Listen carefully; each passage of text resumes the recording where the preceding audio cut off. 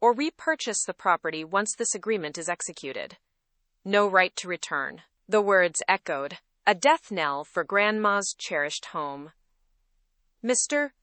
Blackwood's smooth assurances, his charming smiles, his promises of a better future for the neighborhood, all were a meticulously crafted lie, a silken trap spun to ensnare the unwary. A wave of nausea washed over her. The sweet, cloying potpourri on the coffee table suddenly felt suffocating. How could she have been so naive? How could Grandma have been so close to signing away everything? The realization hit her with the force of a physical blow. This wasn't a deal. It was a predatory acquisition. Blackwood wasn't interested in community. He craved property, profit, the exploitation of vulnerability.